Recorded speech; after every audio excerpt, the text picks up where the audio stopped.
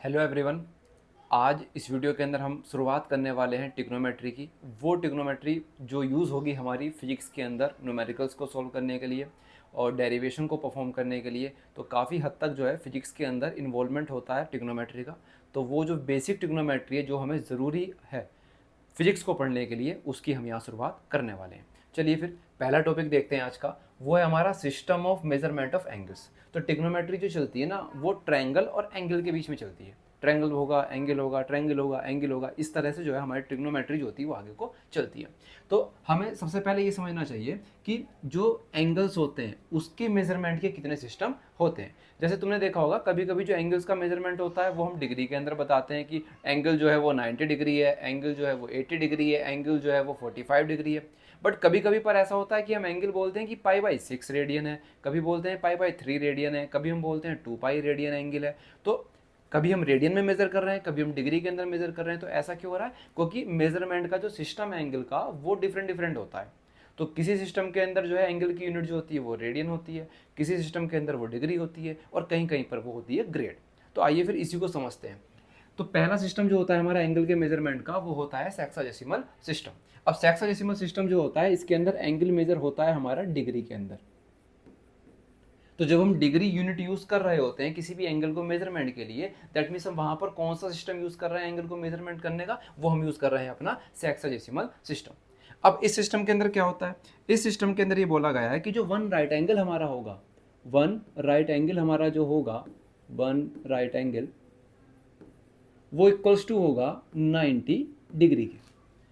ठीक है। तो ये हमें पता भी होता है कि वन राइट एंगल एंगल जो होता है वो किसके इक्वल होता है, वो इक्वल्स टू होता है हमारा 90 डिग्री के। और जो 1 डिग्री है हमारा, अगर हम उसको फर्दर डिवाइड करना चाहें तो 1 डिग्री के अंदर होंगी हमारी 60 मिनट्स। तो ये सिंगल डैश जो है ना, ये शो करता है मिनट्स को। इसका मतलब अगर मैं इसको पढ़ना चाहूँ, इसको मैं रीड करना चाहूँ, तो इसको मैं रीड करूंगा इस तरह से 60 मिनट्स। इसके बाद ये जो 60 मिनट्स हैं, अगर इसका भी मैं एक सिंगल पोर्शन यानी 1 मिनट लूँ तो वो फर्दर डिवाइड होता है 60 हिस्सों में, जिसको हम बोलते हैं 60 सेकंड्स। तो ये डबल डैश जो है यहाँ पर ये रिप्रेजेंट कर रहा है किस चीज़ को? ये रिप्रेजेंट कर रहा है हमारा 60 सेकंड्स को। तो इस तरह से हमारा सेक्साडेसिमल सिस्टम जो है वो वर्क करता है। नेक्स्ट है हमारा सेंटेसिमल सिस्टम। अब सेंटेसिमल सिस्टम किस में चलता है? ये चलता है हमारा ग्रेड के अंदर। तो जब एंगल ग्रेड के अंदर मेजर किया जाता है तब हम यूज करते हैं, तब हम कहते हैं कि हम कौन सा सिस्टम यूज कर रहे हैं, तब हम यूज कर रहे हैं सेंटेसिमल सिस्टम। अब ये किस तरह से बिहेव करता है? इसमें बोला जाता है कि वन राइट एंगल जो होगा हमारा, वन राइट एंगल जो होगा वो इक्वल्स टू होता है 100 ग्रेड के। ऐसे जी लिख देते हैं ऊपर ग्रेड के लिए। तो वन राइट एंगल 100 ग्रेड के इक्वल होता है कौन से वाले सिस्टम के अंदर? सेंटेसिमल सिस्टम के अंदर। और ये जो 1 ग्रेड है हमारा या 100 ग्रेड, तो 1 ग्रेड जो होती है हमारी वो फर्दर 100 पोर्शन में डिवाइडेड होती है और ये होती है 100 मिनट। तो एक ग्रेड में कितनी मिनट होती है? ये होती है हमारी 100 और मिनट। ये सिंगल डैश का मतलब क्या है अभी बताया था, ये होती है हमारी मिनट। और ऐसे ही जो इसमें 1 मिनट होती है हमारी वो इक्वल्स टू होती हैं 100 सेकंड्स के इक्वल। तो जो हमारी 1 मिनट्स होती हैं वो किसमें के इक्वल होती हैं? वो होती है हमारी 100 सेकंड्स के। तो उसमें 60 चल रहा था, इसमें कितना चल रहा है? इसमें 100 चल रहा है। कौन सा सिस्टम के अंदर? सेंटेसिमल सिस्टम के अंदर, जिसमें एंगल किसमें मेजर कर रहे हैं? एंगल को मेजर हम कर रहे हैं ग्रेड के अंदर। इसके बाद हमारा थर्ड सिस्टम होता है। थर्ड सिस्टम क्या है हमारा? Circular system. तो सर्कुलर सिस्टम के अंदर जो एंगल मेजर होता है वो होता है हमारा रेडियन के अंदर, जो कि तुम आए दिन करते भी रहते होंगे क्वेश्चंस के अंदर।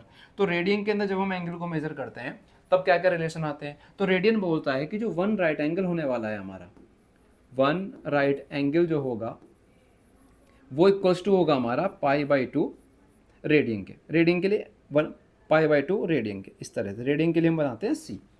तो वन राइट एंगल जो होता है सर्कुलर सिस्टम के अंदर वो किसके इक्वल होता है? वो होता है पाई/2 रेडियन के अंदर। और अगर मैं इस रेडियन को डिग्री के अंदर कन्वर्ट करना चाहूँ तो क्या रिलेशन होता है? तो रिलेशन ये होता है कि 1 रेडियन जो होते हैं वो इक्वल्स टू होते हैं 180 डिवाइड बाई पाई डिग्री के।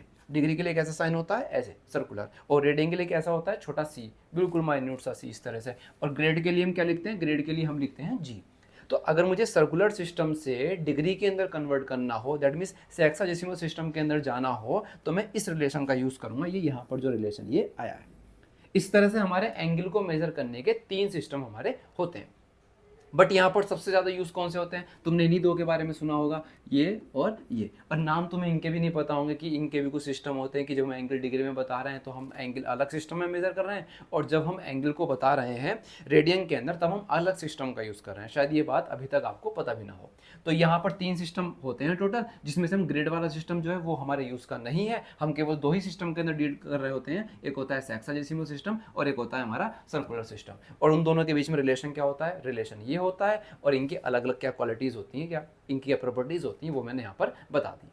चलिए फिर आगे बढ़ते हैं इस वीडियो में।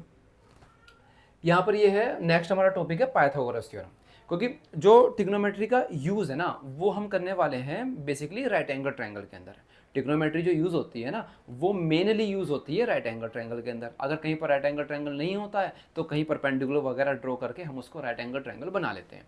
तो उसके लिए हमें पता होनी चाहिए कि पाइथागोरस थ्योरम जो है वो क्या होती है। अब पाइथागोरस नाम के एक साइंटिस्ट थे, उन्होंने अपनी थ्योरम दी कि एक राइट एंगल ट्रायंगल है, लेट से इसका नाम रख देते हैं ए बी और सी, ये हो गया इसका नाम। तो एक राइट एंगल ट्रायंगल है जिसका नाम है ए बी सी, जो कि बी पॉइंट पर क्या है, राइट एंगल है, दैट मीन्स 90 डिग्री का इसका एंगल है। अब हमने ट्रायंगल की एक प्रॉपर्टी पढ़ी है कि अगर किसी ट्रायंगल का जो एंगल बड़ा होगा उसके सामने की जो उसकी आर्म होगी वो भी क्या होगी, सबसे बड़ी होगी। तो यहाँ पर जो है ये 90 डिग्री वाला जो एंगल है, ये बी पॉइंट पर जो एंगल बन रहा है वो 90 डिग्री है। तो ये 90 डिग्री का जो एंगल है सबसे बड़ा एंगल इस ट्रायंगल के अंदर, तो इसकी सबसे बड़ी आर्म कौन सी होगी, वो ए सी होगी। और ए सी को हम क्या बोल देते हैं, ए सी को हम बोल देते हैं हाइपोटेनस। एसी को क्या बोला जाता है, एसी को बोला जाता है हाइपोटेनस। तो उसको मैं एच से डिनोट कर रहा हूँ। अगर सपोज करो अगर मैं इस वाले एंगल की बात कर रहा हूँ, इस थीटा एंगल की मैं बात कर रहा हूँ, तो जहाँ पर ये एंगल बन रहा है उसको हम बोल देते हैं उसका बेस। और जो ये लाइन है ये जो है इसको हम बोल देते हैं परपेंडिकुलर। तो बेस को बेसिकली मैं बी से डिनोट कर दूंगा, बेस को बी से डिनोट कर देते हैं, और परपेंडिकुलर को हम डिनोट कर देते हैं पी से। तो इस थीटा एंगल के लिए ये जो साइड है, साइड ए बी जो है वो क्या होगा, हमारा बेस होगा, और साइड ए सी जो है वो क्या होगा, हमारा हाइपोटेनस होगा, और साइड बी सी जो है वो क्या होगा, हमारा परपेंडिकुलर होगा। अब पाइथागोरस ने क्या बोला, पाइथागोरस ने ये बोला कि किसी भी ट्रायंगल के अंदर उसकी जो सबसे बड़ी साइड होती है, जैसे इस ट्रायंगल के अंदर सबसे बड़ी साइड क्या है, ए सी, इसका जो स्क्वायर होगा ना वो इक्वल्स टू होगा जो बाकी बची हुई दो साइडें हैं हमारी, एक बेस है और एक क्या है, परपेंडिकुलर। दैट मीन्स एक है हमारा ए बी और एक है हमारा क्या, बी सी, इन दोनों के अलग अलग स्क्वायर के सम के। ये होती है हमारी पाइथागोरस की थ्योरम, कि हमारा जो ए सी का स्क्वायर होगा वो इक्वल्स टू होगा हमारा ए बी का स्क्वायर प्लस बी सी का स्क्वायर। दैट मीन्स यहाँ से यहाँ तक का जो स्क्वायर होगा ये इक्वल्स टू होगा यहाँ से यहाँ तक का स्क्वायर प्लस यहाँ से यहाँ तक का स्क्वायर। ये बोलती है हमारी पाइथागोरस थ्योरम। इसी चीज़ को हम इस तरह से भी बता सकते हैं, हम इसको लिख सकते हैं, ए सी क्या है, ए सी बेसिकली हाइपोटेनस है, तो हम इसको कह सकते हैं कि एच का square will be equals to होगा a b, that means b का स्क्वायर और प्लस के पी का स्क्वायर। तो हम इन शॉर्ट जो है जो हमारी पाइथागोरस थ्योरम है उसको हम इस तरह से भी लिख सकते हैं, इस तरह से। ओके, समझ में आई इतनी बात। अब पाइथागोरस थ्योरम का यूज क्या है, पाइथागोरस थ्योरम से ही आगे जा करके जो हमारे ट्रिग्नोमेट्रिक रेशोज होते हैं जिनको हम बोलते हैं साइन, कोस, टेन, कोसेक, सेक, कोट, ये सब चीजें जो है ना ये सब पाइथागोरस के ट्रायंगल से ही निकली हुई हैं। ठीक है, तो ये सब चीजें जो आएंगी हमारे आगे, साइन, कोस, टेन, कोट, ये सब चीजें कहाँ से आई हुई है, ये सब यहीं से, इन तीन साइडों की वजह से ही वो तीन चीजें हैं। और उनके तीन क्या है, उनके तीन अपोजिट है, रेसिप्रोकल भी है। जैसे साइन का उल्टा हमारा कोसेक वगैरह है जो कि हम आगे पढ़ने वाले हैं। तो ये पाइथागोरस थ्योरम शायद समझ में आई होगी। इसके बाद यहाँ पर क्या लिखा हुआ है, यहाँ पर लिखा हुआ है पाइथागोरस ट्रिपलेट्स। अब इन ट्रिपलेट्स का क्या मतलब है, देखो पाइथागोरस की जो तीन साइड्स होती है ना इनके कुछ रूल्स होते हैं। जैसे ये पाइथागोरस थ्योरम ये है, तो तीन तीन नंबर के ऐसे पेयर बने हुए हैं, ऐसे झुंड बने हुए हैं जो इस इक्वेशन को सेटिस्फाई करते हैं। और ऐसे जो झुंड होते हैं, ऐसे जो हम कहें समुच्चय, ऐसे जो सेट होते हैं, उनको हम बोल देते हैं पाइथागोरस ट्रिपलेट। तो तीन नंबरों का एक ऐसा समूह, एक ऐसा सेट जो पाइथागोरस थ्योरम को सेटिस्फाई करता है वो हमारा कहलाता है पाइथागोरस ट्रिपलेट्स। जैसे इसमें कौन कौन से होते हैं, एक है हमारा 3, 4, 5, इसमें से 3 और 4 तो होंगी छोटी छोटी आर्म्स और 5 क्या होगी इसकी सबसे बड़ी आर्म, दैट मीन्स हाइपोटेनस की वैल्यू। तो जैसे ये ट्रिपलेट है 3, 4, 5, तो इसके अंदर 5 क्या है, ये हमारा हाइपोटेनस है। जैसे 5, 12, 13 है तो इसके अंदर 13 क्या है हमारा, ये हाइपोटेनस की वैल्यू है। ये है 7, 24, 25, इसके अंदर 25 क्या है हमारा, ये हमारा हाइपोटेनस है। ऐसे यहाँ पर है 8, 15, 17, यहाँ पर 17 क्या है हमारा, ये हाइपोटेनस है। और सेम टू सेम यहाँ पर 29 क्या है हमारा, हाइपोटेनस है। अब इन सब चीज़ों को चाहे तो तुम यहाँ पर वैल्यू रख करके पुट करके यहाँ पर वैल्यू और ट्राई भी कर सकते हो खुद से कि क्या लेफ्ट हैंड साइड और राइट हैंड साइड इक्वल आ भी रही है नहीं आ रही है। तो मैं चेक करके बताता हूँ। 3, 4, 5 के अंदर मैंने यहाँ पर लिखा 5 का जो स्क्वायर होगा वो जो बाकी दो है ना उनके स्क्वायर के सम के इक्वल होना चाहिए। तो 5 का स्क्वायर तो 25 होता है, 3 का स्क्वायर कितना होता है 9, 4 का स्क्वायर कितना होता है 16। तो ये 25 इक्वल्स टू हो गया 9, 9 और 16 कितना हो गया 25। तो देखो ये पाइथागोरस थ्योरम को सेटिस्फाई कर रहा है, तो इसलिए क्या बोला जा रहा है, इसको पाइथागोरस ट्रिपलेट बोला जा रहा है। बाकी के लिए भी ट्राई करते हैं। जैसे ये है हमारा 5, 12 और 13 वाला है हमारा, तो 5, 12 और 13 वाले को देखते हैं। तो यहाँ पर ये होगा हमारा 13 का स्क्वायर इक्वल्स टू 12 का स्क्वायर प्लस के 5 का स्क्वायर। अब 13 का स्क्वायर क्या होता है, 13 का होता है 169, 12 का होता है 144 और 25 5 का कितना होता है, ये होता है 25। अब ये हुआ हमारा 169 इक्वल्स टू 5, 5 और 4 ऐड होंगे 9, 4 और 2 ऐड होंगे 6 और 1। ये भी देखो 169 इक्वल्स टू 169 आया। ऐसे ही मैं अगला भी ट्राई करके बता देता हूँ। ये हमारा 7, 25, 25 और 24। तो 25 का स्क्वायर एक तरफ लिखना है हमको क्योंकि ये लार्जर वैल्यू है, इक्वल्स टू 7 का स्क्वायर प्लस के 24 का स्क्वायर। तो 25 का स्क्वायर कितना होता है 625 और 7 का स्क्वायर कितना होता है 49 और 24 का स्क्वायर कितना होता है 24 का स्क्वायर होता है 5, 7 और 6। अब इन सबको ऐड कर लेते हैं। 9 और 6 15 का 5, कैरी 1 होगा, हासिल 1 होगा। 7, 7 और 4 11 और एक हासिल था, एक कैरी था हमारा 12 का 2, हासिल 1 और 6। ये आया हमारा 625 इक्वल्स टू 625। ऐसे तुम बाकी के लिए भी चेक कर सकते हो, बट मैं ये रिकमेंड करूँगा कि तुम ये ट्रिपलेट्स याद कर लो। और ये ट्रिपलेट्स किसी भी बुक में एक जगह पर इस तरह से नहीं दिए हुए हैं, तो इनको नोट जरूर कर लेना। तो ट्रिपलेट किस किस का होता है 3, 4, 5 का। इसका मतलब किसी राइट एंगल ट्रायंगल की अगर दो साइड 3 और 4 दी हुई है तो हाइपोटेनस कितना होने वाला है, ऑटोमेटिकली 5 होने वाला है। अगर किसी राइट एंगल ट्रायंगल की दो साइड 5 और 12 दी हुई है तो third side that means hypotenuse का कितना होने वाला है 13 होने वाला है, 13 होने वाला है। तो इस तरह से अगर तुम इन ट्रिपलेट्स को डायरेक्ट याद रखोगे तो ये बहुत ज़्यादा हेल्पफुल होने वाले हैं तुम्हारे लिए। और ये जो है ना काफ़ी टाइम भी बचाएंगे तुम्हारा, वरना सोचने में लग जाते हैं कि थर्ड साइड क्या होगी, फिर हम इसका पाइथागोरस थ्योरम का यूज़ करते हैं, फिर हम कैलकुलेट करते हैं, तब जा करके हम हाइपोटेनस बेस या परपेंडिकुलर निकालते हैं। दैट मीन्स ये 3 का पेयर एक साथ, ये 3 एक साथ, ये 3 एक साथ, ये 3 एक साथ और ये 3 एक साथ चलती हैं। चाहे तो तुम बाकी भी इस तरह से ये वाला भी कैलकुलेट करके देख सकते हो, ये वाला भी कैलकुलेट करके देख सकते हो। तो यहाँ पर मैंने 5 पाइथागोरस ट्रिपलेट्स जो हैं वो लिख दिए हैं तुम लोगों के लिए। चलिए फिर आगे देखते हैं। आगे होता है हमारा ट्रिग्नोमेट्रिक रेशोज। तो ट्रिग्नोमेट्रिक रेशोज होते क्या है या इनकी जरूरत कैसे पड़ी। देखो हमने ट्रायंगल को पढ़ना स्टार्ट किया, और जब हमने ट्रायंगल को पढ़ना स्टार्ट किया तो हमें अपनी कैलकुलेशन के अंदर जरूरत पड़ी ट्रायंगल की जो साइड्स होती है ना, जो राइट एंगल ट्रायंगल उसकी जो साइड है, जैसे कि बेस अपॉन परपेंडिकुलर कहीं पे बना हमारा, कहीं पर बना हमारा परपेंडिकुलर अपॉन बेस, कहीं पर हमारी वैल्यू आई परपेंडिकुलर अपॉन हाइपोटेनस। तो इस तरह से अलग अलग आर्म के रेशो बनते चले गए। अब हमने क्या किया, हमने उसको सिंप्लीफाई करने के लिए हर एक फिक्स्ड रेशो को कुछ नाम दे दिया, और वहाँ से हमारे बने ट्रिग्नोमेट्रिकल रेशोज। इनकी वैल्यू, इनका नाम क्या होता है, इनका नाम होता है साइन, कॉस और टेन। तो मेन तो ये 3 ही ट्रिग्नोमेट्रिकल रेशो होते हैं हमारे, कौन सा, साइन, कॉस और टेन। इनके अगर हिंदी में नाम बताऊं मैं तो साइन का नाम होता है जिया, और कॉस का नाम होता है कोजिया, और टेन का नाम होता है स्पर्शजिया, स्पर्शजिया। ये शायद नाम आप पहली बार ही सुन रहे होंगे कि साइन को हम जिया बोल देते हैं हिंदी में, कोस को हम कोजिया बोल देते हैं, और टेन जो होता है इसको हम बोलते हैं स्पर्शजिया। तो ये 3 ही रेशो थे मेन, जो है ना मेन वो ये 3 ही रेशो हैं, साइन, कोस और टेन। बाकी इनके अलावा 3 रेशो और भी आते हैं। 3 रेशो कौन कौन से, इसके अलावा 3 रेशो हमारे आते हैं। एक आता है हमारा कोसेक, एक आता है हमारा सेक, और एक आता है हमारा कोट। बेसिकली ये जो है कोसेक, सेक और कोट जो है वो एक्चुअल में कोई रेशो नहीं है, वो साइन के ही अपोजिट के नाम रख दिए गए हैं। जैसे साइन को अगर मैं पलट के रख दूं, इसके पैर ऊपर कर दूं, से नीचे कर दूं साइन की वैल्यू के, तो क्या बन जाएगा हमारा कोसेक। ऐसे ही अगर मैं कोस की जो वैल्यू है उसके सर नीचे कर दूं, पैर ऊपर कर दूं, तो क्या बन जाएगा, सेक बन जाएगा। सेम फॉर टेन भी होता है। तो मुझे ये देखना है कि साइन किसको बोलते हैं, कोस किसको बोलते हैं और टेन किसको बोलते हैं। अब ये चीज़ समझाने के लिए मुझे यहाँ इंसर्ट करना पड़ेगा एक ट्रायंगल। देखते हैं है या नहीं, इसके अंदर है तो ट्रायंगल, लेकिन ये राइट एंगल ट्रायंगल नहीं है, तो हटाते हैं, बनाते हैं खुद से। देखो मैं यहाँ एक राइट एंगल ट्रायंगल बना रहा हूँ। ये एक आर्म हुई, ये दूसरी आर्म है, और ये यहाँ और ये यहाँ। ये यहाँ पर 90 डिग्री का एंगल है, इसका नाम भी रख देते हैं। ये ए हुआ, ये बी और ये सी नाम हुआ। अब एक राइट एंगल ट्रायंगल है, और इसमें जो एंगल है ना ये यहाँ पर है एंगल थीटा, यहाँ पर ये एंगल क्या है, थीटा है।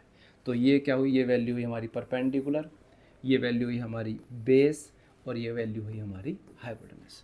तो इनिशियली जो मैथमेटिशियन थे उन्होंने क्या बोला कि अगर कहीं पर आ रहा है हमारा परपेंडिकुलर अपॉन हाइपोटेनस आ रहा है, अगर कहीं पर आ रहा है this side divide by this side, तो मैं उसको बोलूँगा साइन थीटा। ये उन्होंने फिक्स्ड कर दिया इनिशियली।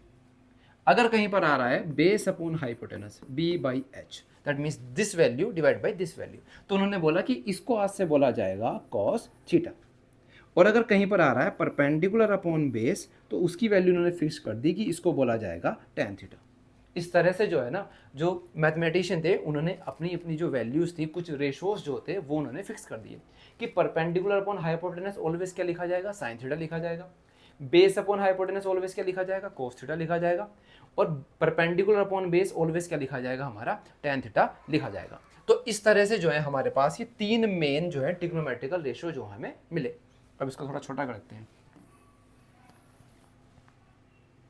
इस तरह लेके आते हैं इसको।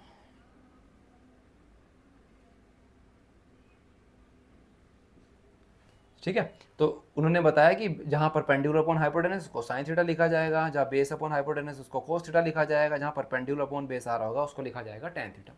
लेकिन केवल इतने ही रेशियो की जरूरत नहीं थी। सपोज करो मुझे जरूरत पड़ रही है हाइपोटेनस डिवाइड बाई परपेंडिकुलर की, that means this divide by this. अगर मुझे इस रेशियो की जरूरत पड़ रही है, मुझे हाइपोटेनस डिवाइड बाई परपेंडिकुलर जरूरत पड़ रही है, तो उसके लिए मैंने नाम रखा कोसेक थीटा। उसका क्या नाम रखा गया, उसका नाम रखा गया कोसेक थीटा। सपोज करो मुझे जरूरत पड़ रही है इसके जस्ट अपोजिट की, हाइपोटेनस डिवाइड बाई बेस की, तो इसका जो नाम है वो रखा गया सेक थीटा। और अगर मुझे जरूरत पड़ी किस चीज की, बेस अपॉन परपेंडिकुलर की, तो उसका नाम जो रखा गया उसका नाम रखा गया कॉट थीटा। तो इस तरह से जो हमारे मेन तीन हमारे ट्रिग्नोमेट्रिकल रेशियोज थे, साइन थीटा, कोस थीटा और टेन थीटा, वो तीनों जो है हमारे, उनसे हमारे तीन और बन गए। साइन के उल्टे को हमने क्या नाम दिया, कोसेक थीटा। कोस के उल्टे को हमने क्या नाम दिया, सेक थीटा। और टेन के उल्टे को हमने क्या नाम दिया, कॉट थीटा हमने नाम दिया। इसके बाद यहाँ पर हमें कुछ चीजें और भी ध्यान रखनी है, क्योंकि ये साइन का उल्टा कोसेक है, देखो यहाँ पी बाई एच है, यहाँ एच बाई पी है। और कोस का उल्टा सेक है, यहाँ बेस अपॉन हाइपोटेनस है, यहाँ हाइपोटेनस अपॉन बेस है। और सिमिलरली जो टेन होता है वो परपेंडिकुलर अपॉन बेस होता है, या बेस अपॉन परपेंडिकुलर है। तो यहाँ इस स्ट्रक्चर को देखते हुए मैं ऐसा कह सकता हूं कि जो साइन थीटा की वैल्यू है वो 1 अपॉन कोसेक थीटा की वैल्यू है। या फिर मैं ऐसा कह सकता हूं कि जो कोस थीटा की वैल्यू है वो 1 अपॉन सेक थीटा के इक्वल है। और सिमिलरली मैं कह सकता हूं कि टेन थीटा जो होगा वो इक्वल टू होगा 1 अपॉन कॉट थीटा के। तो इस तरह से जो है हमारा साइन और कोसेक के अंदर, कोस और सेक के अंदर, टेन और कोट के अंदर हमारा रिलेशन आया। इसके अलावा और क्या चीज है जो हमें पता होनी चाहिए, हमें पता होना चाहिए कि केवल साइन और कोसेक में रिलेशन नहीं होता, केवल कोस और सेक में रिलेशन नहीं होता, एक रिलेशन इनके अलावा भी होता है। वो कौन सा रिलेशन होता है, चलो उसको देखते हैं। सपोज करो हमें जो लिखना है, हमें लिखना है टेन थीटा के बारे में। हमें जो लिखना है, हमें लिखना है टेन थीटा के बारे में। तो टेन थीटा का एक रिलेशन होता है हमारे पास, sine theta divided by cos theta. तो साइन थीटा जो है अगर हम उसको डिवाइड कर दें कोस थीटा से, तो हमारा क्या बन जाता है, टेन थीटा बन जाता है। और टेन थीटा का जस्ट अपोजिट क्या होता है, कोट थीटा। तो अगर मैं इसका रेसिप्रोकल कर दूं तो वो क्या बन जाएगा, हमारा कोट थीटा बन जाएगा। तो इसलिए मैं कह सकता हूं कि cot theta will be equals to cos theta divided by sine theta. तो ये थे हमारे 6 ट्रिग्नोमेट्रिकल रेशो। मेन कितने होते हैं, मेन केवल 3 ही होते हैं। 3 हम उनको जस्ट रेसिप्रोकेट करके जो है 3 नए बना देते हैं। तो टोटल कितने हो जाते हैं ट्रिग्नोमेट्रिकल रेशो, हमारे 6 रेशो हो जाते हैं। क्यों आए हैं, क्योंकि ट्रायंगल्स की साइड का रेशो हमें फाइंड आउट करना था। और वो फाइंड आउट रेशो जो था वो बार बार ना लिख करके हमने उनके कुछ नाम रख दिए। हर बार एच अपॉन बी या पी अपॉन बी इस तरह से ना लिख करके हमने उनका कुछ पर्टिकुलर नाम दे दिया। अब इससे आगे देखते हैं और क्या चीजें हमारे पढ़ने के लिए। जैसे इतने सारे हमने जो ये पढ़े हैं कि हम एक बी बाई एच होगा, एक एच बाई बी होगा, एक परपेंडिकुलर अपॉन बेस होगा, ये सब चीजें जो हैं ये हमने यहाँ पर देखी। अब इनको याद कैसे रखना है, अब हर बार ट्रायंगल थोड़ी बनाते फिरोगे, तो तुम्हें देखो याद कैसे रखना है। याद रखने का तरीका मैं बताता हूँ। ये पढ़ा होगा तुमने, ऐसे लिखते हैं इसको, पाकिस्तान भूखा और प्यासा, डिवाइड में लिखते हैं हम हिंदुस्तान हरा भरा। इस तरह से लिखा जाता है, सब टीचर्स इसको इसी तरह समझाते हैं, पाकिस्तान भूखा प्यासा, हिंदुस्तान हरा और भरा। अब देखो इसमें हमें क्या चीजें याद रखनी है। यहाँ ये वाला जो फर्स्ट वाला कॉलम है ना, ये है साइन के लिए, ये जो सेकंड वाला है ये है हमारा कोस के लिए, और ये जो है ये है हमारा टेन के लिए। ऐसे ही साइन का अपोजिट क्या होता है, हमारा कोसेक। कोस का अपोजिट क्या होता है, हमारा सेक। और टेन का अपोजिट क्या होता है हमारा, ये होता है हमारा कोट। अब सपोज करो मुझे साइन की वैल्यू लिखनी है, तो साइन की वैल्यू में मैं इस कॉलम में ऊपर से नीचे की तरफ आऊंगा इस तरह से। दैट मीन्स अगर मुझसे कोई पूछेगा साइन थीटा की वैल्यू बताओ क्या होती है, तो साइन थीटा की वैल्यू होती है परपेंडिकुलर अपॉन हाइपोटेनस। हमसे कोई पूछेगा कोस की वैल्यू क्या होती है, तो कोस होता है बेस अपॉन हाइपोटेनस। हमसे कोई पूछेगा टेन थीटा की वैल्यू बताओ, टेन थीटा कैसे होता है, तो वो होता है परपेंडिकुलर अपॉन बेस। सिमिलरली इसकी जैसे अगर मुझे कोसेक की वैल्यू लिखनी है तो वो मैं लिखूंगा नीचे से ऊपर की तरफ, दैट मीन्स तब रेशो चलेगा H upon P, H upon B, B upon P. तो अगर मुझसे कोई कोसेक थीटा की वैल्यू पूछता है तो वो कैलकुलेट होगी एच अपॉन पी से, हाइपोटेनस अपॉन परपेंडिकुलर से। कोई मुझसे पूछता है कि सेक थीटा की वैल्यू बताओ, तो वो कैलकुलेट होगी एच बाई बी से, that means hypotenuse divide by base. और अगर मुझसे कोई पूछता है कोट थीटा की वैल्यू बताओ, तो वो फाइंड आउट होगी बेस अपॉन परपेंडिकुलर से। तो इस तरह से केवल एक ही ट्रिक ही समझ सकते हो तुम इसकी, कि इस ट्रिक से हम सारी वैल्यूज जो है वो याद रख पाते हैं। अब इतनी बात समझ में आ गई होगी यहां तक, इतना कैसे हुआ है। तो अब देखो ये जो रेशोज है हमारे, इनके अलावा जो है ट्रिग्नोमेट्री के अंदर एक कंसेप्ट होता है ट्रिग्नोमेट्रिकल आइडेंटिटीज का। अब वो आइडेंटिटीज का क्या मतलब होता है, आइडेंटिटीज का मतलब होता है कि कोई एक ऐसी इक्वेशन जिसकी वैल्यू जो होती है वो कभी भी चेंज ना हो, वो हमेशा सेम वैल्यू दे। जैसे तुमने एक इक्वेशन पढ़ी होगी, एक फॉर्मूला तुमने पढ़ा होगा, जो कि होती है sine square theta plus cos square theta equals to 1। अब ये थीटा की वैल्यू कुछ भी हो, ऑलवेज साइन का स्क्वायर प्लस कोस का स्क्वायर क्या आएगा, 1 आएगा। अब देखो जैसे कि sine square 30 plus cos square 30 को सोल्व करोगे तो 1 आने वाला है, sine square 60 plus cos square 60 को सोल्व करोगे तो भी 1 आने वाला है, sine square 90 plus cos square 90 को सोल्व करोगे तो भी क्या आने वाला है, 1 आने वाला है। सिमिलरली अगर तुम सोल्व करोगे साइन स्क्वायर हाथी प्लस कोस स्क्वायर हाथी इक्वल्स टू किसका हो जाएगा, हमारा 1 के इक्वल हो जाएगा। तो ऐसी चीजें होती है हमारी आइडेंटिटीज, जिसमें जो है ना वैल्यू चाहे हम कुछ भी पुट करते रहे, उसका रिजल्ट हमेशा क्या है, वो सेम ही आए। तो इस तरह की चीजें होती है हमारी आइडेंटिटी, ट्रिग्नोमेट्रिकल आइडेंटिटी हम इनको बोल देते हैं। अब देखो अब उन्हीं की बार ये पढ़ने की। तो ट्रिग्नोमेट्री के अंदर कितनी आइडेंटिटीज होती हैं, वैसे तो काफी सारी होती हैं, बट मेन कौन सी है, मेन है हमारी स्टार्टिंग में जो हमें पढ़नी है वो है हमारे पास 3 आइडेंटिटीज। कौन कौन सी, पहली है हमारी sine square theta plus cos square theta equals to 1। अब ये एक सिंगल आइडेंटिटी है, बट इसकी फॉर्म इसके अलावा 2 और भी हैं। कौन कौन सी फॉर्म है इसकी वो समझते हैं। जैसे अगर मैं कोस स्क्वायर थीटा को यही लिखा रहने दूं, इस साइड ही अगर मैं इसको लिखा रहने दूं, कोस स्क्वायर थीटा को यहाँ लिखा रहने दिया मैंने कोस स्क्वायर थीटा, और मैं साइन स्क्वायर थीटा को इस तरफ ले आया, तो ये हो जाएगा हमारा 1 माइनस के साइन स्क्वायर थीटा। तो ये एक नई एक फॉर्म बन गई। प्रॉपर्टी मतलब आइडेंटिटी जो है वो मेन तो वही है, लेकिन वहां से हमने एक और नई फॉर्म तैयार कर दी, जहां पर मैं यूज कर सकता हूँ कि अगर कहीं पर कोस स्क्वायर थीटा है तो उसकी जगह में 1 माइनस साइन स्क्वायर थीटा लिख सकता हूँ, या फिर अगर कहीं पर 1 माइनस साइन स्क्वायर थीटा है तो उसकी जगह पर मैं कोस स्क्वायर थीटा का यूज कर सकता हूँ।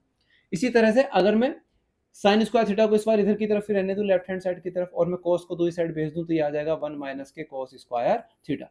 तो इस तरह से हमारी एक सिंगल आइडेंटिटी की 3 फॉर्म हो चुकी है टोटल। एक हो चुकी है sine square theta plus cos square theta equals to 1, एक है cos square theta equals to 1 minus sine square theta, और एक है sine square theta equals to 1 minus cos square theta. इनको हम अलग अलग जगह अपनी रिक्वायरमेंट के अकॉर्डिंग जो है वो हम यूज करेंगे। अब सेकंड आइडेंटिटी क्या होती है, सेकंड आइडेंटिटी है हमारी sec square theta minus tan square theta equals to 1। अब इसमें भी क्या करेंगे, हम चीजों को इधर उधर शिफ्ट करेंगे और इसकी फॉर्म को क्या करेंगे, चेंज। जैसे अगर मैं सेक स्क्वायर थीटा को यहीं लिखा रहने दूं, टेन स्क्वायर थीटा को इस तरह भेज दूं, दैट मीन्स मैं ये बोल रहा हूँ कि ये सेक स्क्वायर थीटा उधर ही रहा और ये 1 इधर ही रहे, और ये टेन स्क्वायर थीटा इधर आ गया, तो माइनस का था इस तरफ आके कैसा हो जाएगा, प्लस के टेन स्क्वायर और थीटा। तो अब ये जो हमारी सेकंड आइडेंटिटी थी उसकी एक और नई फॉर्म आ गई कि सेक स्क्वायर थीटा की जगह मैं पुट कर सकता हूँ 1 प्लस टेन स्क्वायर थीटा, या फिर कहीं पर 1 plus ten square theta given है तो उसकी जगह मैं लिख सकता हूँ सेक स्क्वायर थीटा। ऐसी सिमिलरली अगर मैं इस 1 को इधर की तरफ शिफ्ट कर दूं, तो ये आ जाएगा हमारा सेक स्क्वायर थीटा माइनस के 1 इक्वल्स टू क्या आ जाएगा हमारे पास, टेन स्क्वायर थीटा। तो मैं अपनी जरूरत के आधार पर, जरूरत के अनुसार सेक स्क्वायर थीटा माइनस 1 की जगह टेन स्क्वायर थीटा, या फिर टेन स्क्वायर थीटा की जगह सेक स्क्वायर थीटा माइनस के 1 पुट कर सकता हूँ। तो ये हमारी जो सेकंड आइडेंटिटी थी, ये उसकी 3 फॉर्म हो गई टोटल, एक तो जो एक्चुअल है और 2 और उसकी जो हमने बनाई वहां से। इसके बाद थर्ड आइडेंटिटी क्या होती है हमारी, थर्ड आइडेंटिटी हमारी होती है cosec square theta minus cot square theta equals to 1। अब सिमिलरली इससे भी हम 2 बनाएंगे, कैसे बनाएंगे 2, जैसे यहाँ स्टार्टिंग में टेन इधर भेजा था ना, इस बार क्या भेजेंगे, कोट इधर भेजेंगे, तो इस तरफ रह गया कोसेक स्क्वायर थीटा अकेला तनहा बिल्कुल तुम लोगों की तरफ, और इक्वल्स टू कितना आ गया 1, और ये माइनस का साइन इधर आकर के कितना हो जाएगा, प्लस का साइन, और ये हो जाएगा कोट स्क्वायर थीटा। अब इससे नेक्स्ट वाले में क्या कहते हैं, हमने 1 को इधर भेज दिया, तो ऐसे यहाँ 1 को इस तरफ भेज देंगे, तो एक नई फॉर्म हमारे सामने आ जाएगी इस थर्ड आइडेंटिटी की, जो कि होती है हमारी कोसेक स्क्वायर थीटा माइनस के one equals to cot square theta. तो आइडेंटिटी तो मेन तीन ही है, एक ये और एक ये, बाकी दो दो इनकी फॉर्म है। तो टोटल कितने फॉर्मूलाज हो जाते हैं, यहाँ से हमारे टोटल 6 फॉर्मूलाज हो जाते हैं। अब ये सब चीजें जो है ना, ये याद होनी चाहिए, ये नहीं कि वहां बैठकर कैसे बनाते रह रहे हो, ये तुम्हें अच्छे से याद होनी चाहिए। अगर तुम्हारी मैथमेटिक्स अच्छी नहीं होगी तो तुम्हारी फिजिक्स भी अच्छी नहीं होगी, क्योंकि कुछ साइंटिस्टों का कहना ये है कि mathematics is the language of physics. तो फिजिक्स को पढ़ने के लिए हिंदी इंग्लिश की जरूरत नहीं होती है, फिजिक्स को पढ़ने के लिए होती है मैथमेटिक्स की जरूरत। तो उसके लिए हमें जो है ये सब चीजें भी अच्छे से पता होनी चाहिए। अब देखो, मैं चाहता तो ट्रिग्नोमेट्री जो है पूरी खत्म कर सकता था एक वीडियो के अंदर। अब कोई मैं बहुत ज्यादा यूट्यूब पे फेमस टीचर तो हूँ नहीं जो तुम मेरी 1 घंटे की वीडियो देखोगे। तो ये तकरीबन शायद 20 या 25 मिनट्स के आसपास की वीडियो हो चुकी होगी। तो फिलहाल इस वीडियो में इतना ही रखते हैं, फिर एक छोटी सी वीडियो लेकर के आऊंगा इसके सेकंड पार्ट में। कोशिश करूंगा सेकंड पार्ट में खत्म हो जाए ट्रिग्नोमेट्री, और अगर नहीं होती तो एक और छोटी वीडियो जो है, 3 वीडियो बना करके हम मैक्सिमम ट्रिग्नोमेट्री को खत्म कर देंगे। फिलहाल इस वीडियो में इतना ही, फिर से मिलते हैं एक नई वीडियो के साथ, तब तक के लिए टाटा बाय बाय।